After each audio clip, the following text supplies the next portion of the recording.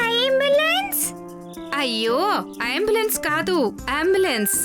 Ambulance! ఒకవేళ మీరు కూడా బిల్లీలాగా సరిగ్గా ప్రొనౌన్స్ చెయ్యాలి అనుకుంటే వెంటనే డౌన్లోడ్ చేసుకోండి KooKoo TV kids app. Everyday కుచ్ నయా సీఖో. కుకు టీవీ.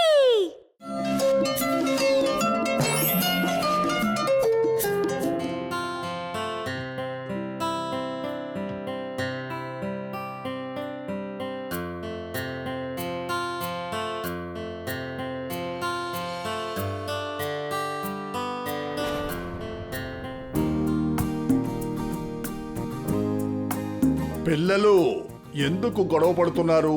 ఏమైంది? తాత, నీల్ టీంలో నన్ను ఆడుకోనివ్వట్లేదు. నీల్, ఎందుకని వాడిని నీ టీంలో ఆడుకోనివ్వట్లేదు? తన వల్ల నేను గేమ్ని ఓడిపోయాను.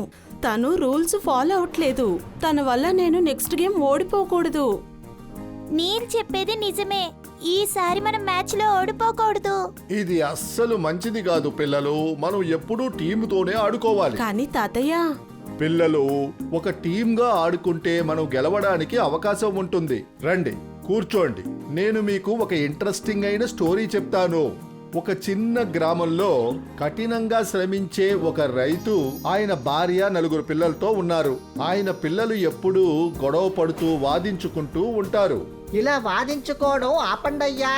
ఆ రైతు బాధపడుతూ ఉండేవాడు.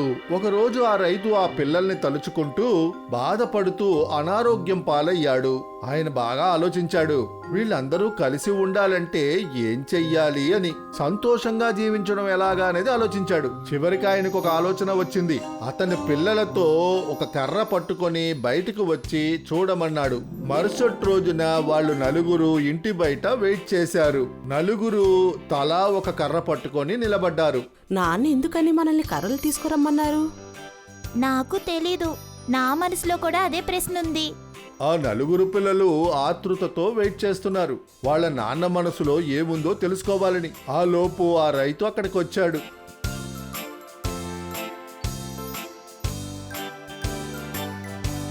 ఆ రైతు పిల్లల చేతిలో ఉన్న కర్రలు తీసుకొని కర్రలన్నిటినీ కలిపి కట్టాడు. వాళ్లలో ఒక్కొక్కడిని పిలిచి ఆ కలిపి ఉన్న కర్రల్ని విరక్కొట్టమన్నాడు.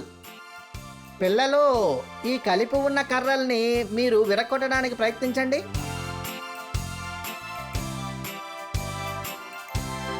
పిల్లలు ఒక్కొక్కరుగా వచ్చి ఆ కలిపి ఉన్న కర్రల్ని విరక్కొట్టడానికి ప్రయత్నించారు. ఎవరూ విరక్కొట్టలేకపోయారు. ఆ రైతు కట్లు విప్పాడు. తర్వాత ఒక్కొక్కడికి ఒక్కొక్క కర్ర ఇచ్చాడు.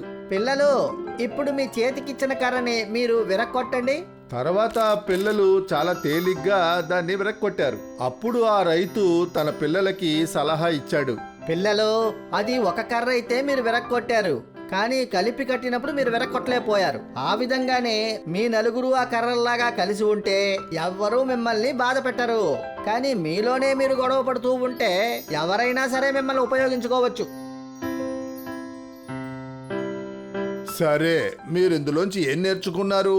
మనం ఒక టీంగా ఉంటేనే గెలవగలం. ఈ రోజు నుంచి మేమందరం ఒక టీంగా ఆడుకుంటాం. థ్యాంక్ యూ తాతయ్య, టీంగా యూనిట్గా మాకు ఉండడానికి నేర్పించినందుకు. రండి ఫ్రెండ్స్, మనం వెళ్ళి ఆడుకుందాం. వెళ్ళండి పిల్లలు, టీమ్గా వెళ్ళి ఆడుకోండి. All the best. థాంక్స్.